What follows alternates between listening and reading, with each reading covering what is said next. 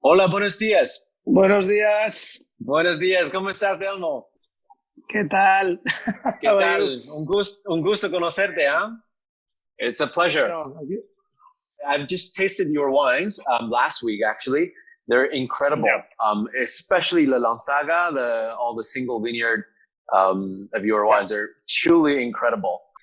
I think it's a very specific vintage, and because you tasted all the 19s, no? It's all the 19s, yeah, the ones you tasted. Yeah, I tasted the 19s and 18 as well from the of the Ijar. 18 you have the Ijar, that is very important. Exactly. Because it's, if you compare the 18 and 19, with James last year, I did the tasting with him, my Zoom too. Mm-hmm.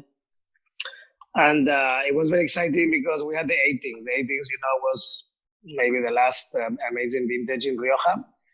And I remember commenting to James that was like the 64, was a very, has been the last year that they have been quite complicated in the sense that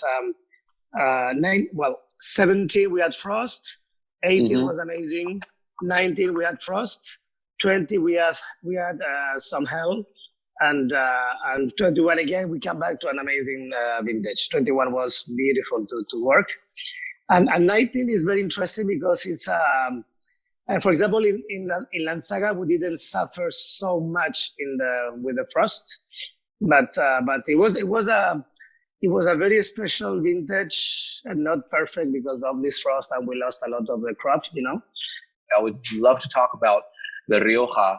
I will start with Remeyuri, the Blanco, 2019, which is a very interesting. Again, it's a field blend of a few varieties. You don't mention it, right? You don't talk mention it. You don't talk about. I love the way you deal with this. It's like, you're just having a really great wine, but you don't. I mean, it's a field blend, and that's the soul of it. No, but you know why? Because many times we talk about grapes in a way that I think is not interesting. It's to simplify the wine. Never talk to a Burgundian or somebody from Hermitage to talk about the grape. Well, apart because we know that what the grapes are, because that in red is Syrah and you have Marsan Roussan in white. And but the amazing thing when you talk about an amazing vineyard is the talent of the place. When I started in Remeyuri with whites, it was my father didn't allow me to touch the red wine because he was worried that I was going to do something that nobody was going to understand. For me, the obsession with white was to show the beauty of Remeyuri. Remeyuri is an amazing estate, very old estate that I think is one of the, space-wise, I think is one of the most original places of Rioja, because we are in the top of the mountain. We are, we are a vineyard that we harvest. We finish harvesting in November, so really it's a winter vineyard, and it's very complex. The state, I was trying to explain always to my dad that even in our 90 hectares, they were like different worlds. We have vineyards that they are at 800 meters, vineyards that they are at 600. So for me, it was something very complex that I was never seeing in the wine. And the white, I wanted to achieve two things: to show the beauty of Remeyuri, to show the complexity of this property, and then something very important, is the one of the kingdoms of the field blend and of the blend of grapes. Nobody talks about this. Even I am impressed when some good producers, they produce wine 100% Tempranillo. I think it's a completely not to understand that Rioja never was about single varietal. And Rioja was a place with 50 different grape varietals in the vineyards. And for me, the challenge with Rioja, with Remeyuri Blanco was, let's go back this beautiful and the oldest expression of viticulture that was the blend of grapes. And my challenge was not, I didn't calculate, let's do a nice salad. And you put some onions, some tomatoes, some cherry, whatever. For me, every grape is showing Remeyuri. And at the end, the blend shows Imagine that you want to explain a beautiful place, no? The Alhambra or something very nice, and you organize a meeting of 6 very intelligent people, and you ask to all these intelligent and intellectuals to describe the Alhambra. And everybody will describe the Alhambra in a different way, but at the end, the beautiful thing is the 6 of them, they will do a portrait of Alhambra beautiful. This wine is exactly this. I ask different grapes, show the beauty of Remirez, and then blending them, we do a very complex description of this beautiful property. And it is why I wanted to talk about the state. You know, the name of Remirez is very radical. Remirez Blanco. When I did this in the 90s, everybody was using the name of the grape, barrel fermented, or this or that. But me, I wanted to be very radical and say, no, this is Remirez white. This is the picture of Remirez in white. And all the complexity is there. I don't need to tell. It's like, imagine, always I say the same thing. Imagine that you describe somebody and you describe the brand of the shirt that he's using. But this is not important. For me, the complexity and the talent of somebody is something is inside. And to talk about grapes, for me, there is no interest. So I think the 19 is a very special vintage of Remirez white because it was a vintage of frost. So we did a small quantity of grape. We did a crazy harvest because there were a lot of grapes, bunches that they were like the secondary bunches. So that gave to Remirez white, I think in 19, a very fresh and a very delicate profile. I think it's for me the most delicate Remirez we have done in the last 10 years. And because it was a vintage of suffering, you know, with very, very small quantity of, we had vineyards that they had two bunches of grapes, you know. It was amazing. What is your impression of 19? Because I heard a lot of winemakers telling me 19 is such a great vintage for the red mostly, right? There's a lot of hype about 19 with good concentration, good density of fruit, also some good freshness. What is your impression of 19 in general for Rioja? Well, I think for Rioja, you can't talk in general because, for example, myself, that I have Remirez and Lanciego. They are not far away. Both are in the Basque district, in Rioja Alavesa, but the 19 was completely different, Lanciego and Remirez. It's true that in Remirez we had this problem with the frost, and you know, the frost did completely change the profile of the whites. So it's a vintage of that we needed to work very, very hard. But you know, I think this is for me, this is not an amazing vintage. You can have some good wines, but it's not really the dream vintage for a winemaker like us, that we love to harvest in the right moment, to wait. I think, you know, the 19 in Remirez, for example, we needed to work in a completely different way. We needed to work in order to maybe try to balance this lack of crop and this problem of frost by doing a lot of more than winemaking, to be harvesting in order to, for example, there were grapes that they were secondary grapes. So we needed to work this properly.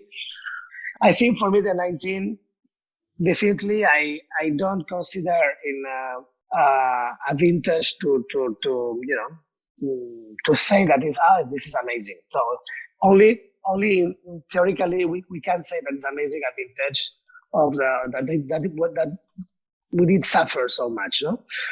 But then you have the example of Remirez white that I think is astonishing how in this, you know, context of problem, there is the light, no, that appears. No? But to say that it's an amazing vintage, I think the 18 was 10 times more interesting. So in thinking that, okay, this is a pure. You see the tannins are delicate, it's elegant, and it's exuberant. I think 19 and it's not at all at the level of the 18. Yeah, I love your Ihar. 18 is the 18. I think with the image of the vintage, with this idea. For example, James did help when he was saying that the 18 was the 64. Everybody has been very excited with when we gave us 100 points to Las Beatas last year, because it's true that for years we didn't have something so delicate in Rioja as the 18. Maybe 21 is going to be amazing, but I think 18 is a vintage that will remain in the archives of the best vintages of Rioja for sure. Historic. I love it so much. I mean, this is kind of it's still if you compare this with Lanzaga, all the your crew parcel wines, this is still a more plush wine. It got the plushness, it got superb complexity, but calculated, but restrained plushness. You have all the elegance and some plushness with this, because this is like 18. I assume this is a kind of a more drinkable, more fresh and expression as well. Elegant. I think for me, my picture of when you talk about Tahuerniga Las Beatas is like a genius. It's like a very hippie genius. But if you talk about Ijar, it's a very aristocratic and sophisticated and elegant. It's more noble, right? And you say absolutely, like, and those wines, I see more personality. It's like they're so strong in personality. Absolutely. This one is more eclectic, more noble, more sophisticated,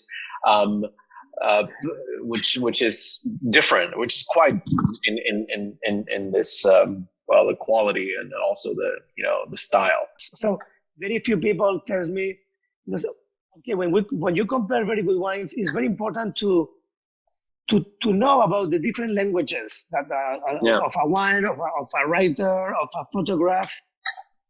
And I think it's very important when we are able to analyze like this, what is elegant, what is sophisticated, what is genius. Because sometimes you have people that they are very, very genius, but maybe they are not so sophisticated. And absolutely, for me, my idea of Ijar is the elegance, is the, it's,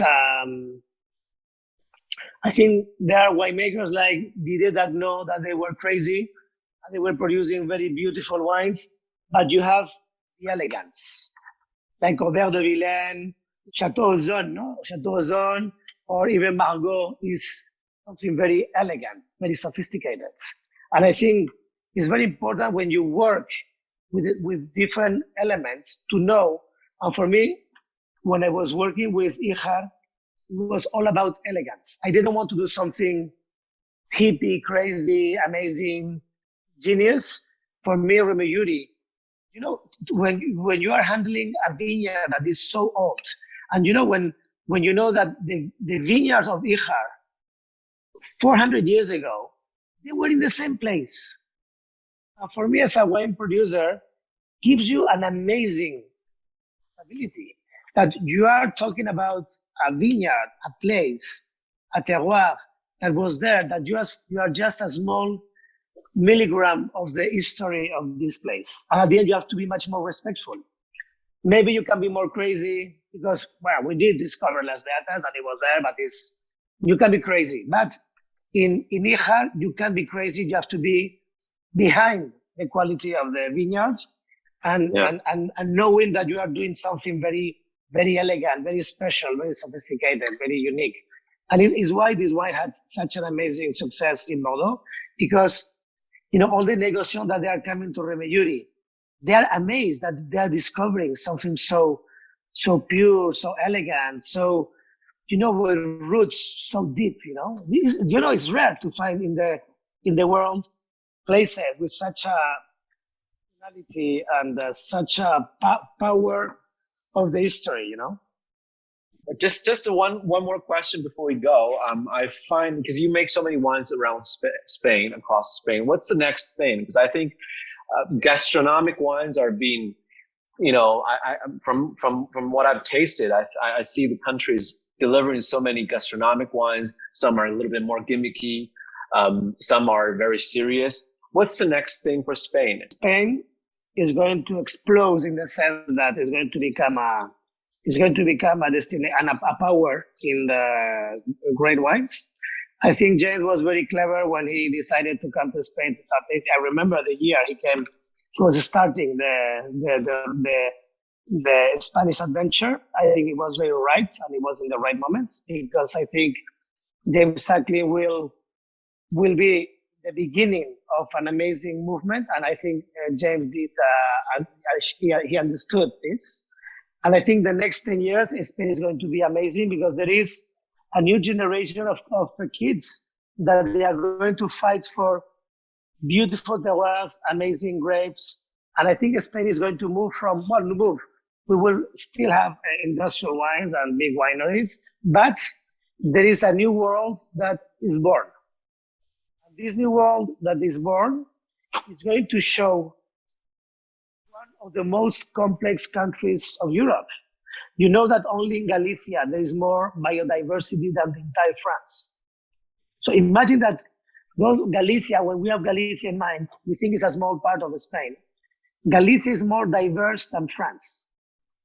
So the future of Spain is very gastronomic, because all the wine we are producing in Galicia, in Bierzo, in Gredos, even in the new approach of the Catalan wines in Monsanto, in all this area, that they are more fresh, or the Levante. Even the Levante, they have been tasting the wines from Javi Revert,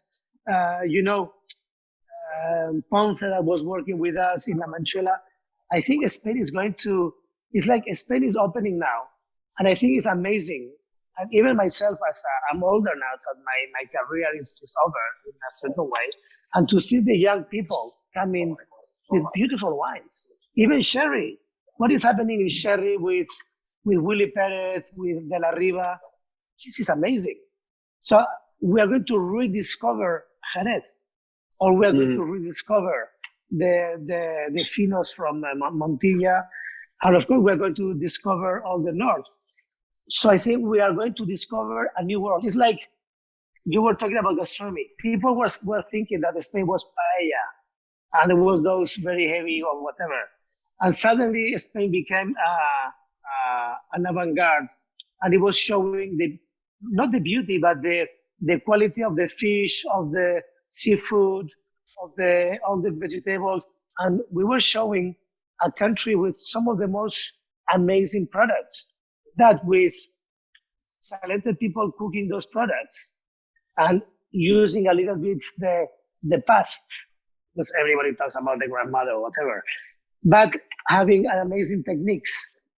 Spain became a power. And today, Geranium of Noma, all the best restaurants in the world, they were born thanks to Spain. Because Noma was not born in Paris, it was born in El Bulli. Yeah, the wine is going to be the same. I don't know if you have the chance to meet a lot of young kids from Spain making wine, but today, I'm sure the most excited, freak, amazing young guys are in Spain. And they drink champagne, they drink Burgundy, they drink Jura. Everybody's crazy in Spain now. Everybody's crazy, and it's beautiful. Beautiful, because we have an ecosystem of some of the most excited kids in the world.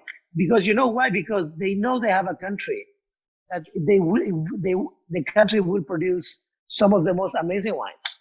Of course, we still love La Tâche and Coche du Riz or whatever, but unfortunately, we can't drink those wines that are too expensive. So Spain will produce wines for kids. It's too expensive, yeah. So Spain is actually offering great value at the top of the pyramid, because you're having the fine wine now, but it's still a relatively good value if you compare with the rest of the world, right? So that's I think one very important thing, including you. All the greatest wines from Spain, they're still relatively affordable. I think this is the good news for all the wine lovers.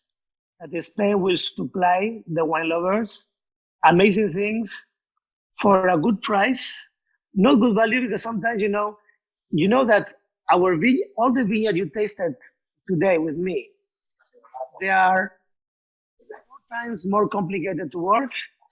They produce half because our yields are very low. We are paid much less. So at the end, it's an amazing. It's true that the Ascaborcas, to work Las Caborcas is 5 times more expensive than to work a vineyard in Chateau Margaux. It's crazy. So we have to pay. But it's true, it's inexpensive in a certain way. Because they are amazing vineyards, they produce very little, and we become crazy. But the good news is why we are producing good wines now in Spain, because we are ready to work properly those vineyards. Those vineyards, they are really jewels that nobody wanted to work. In Rioja, those vineyards, they were disappearing. So it's why it's extremely exciting. And that is why those vineyards are world class. That's a great insight from you. I feel the same actually. But nowadays, I feel that Rioja is really about breaking the rules. And the young people are doing so much, making lighter wines, making more drinkable wines, making more, less extraction, to talk about the terroir, about the place, not about, winemaking. That's the trend, making more fresher gastronomic wines in general. Yeah. We will see. We'll see this how far this diversity will go. Maybe in the next 10 years, I think this really is something for Spain. I think this is just a start, barely a start, right? For more than 15 years, the journalists, they were asking me, Telmo, you have been in many places, and everybody wants to discover something new, no? And they were asking me, well, which is the next place? And I was telling them, look, the next place to discover is Rioja. You are going to discover. You're going to revisit all that. Yeah, absolutely. And today we are rediscovering an amazing Rioja, about villages, about the special vineyards. And I think this is something that is extremely exciting.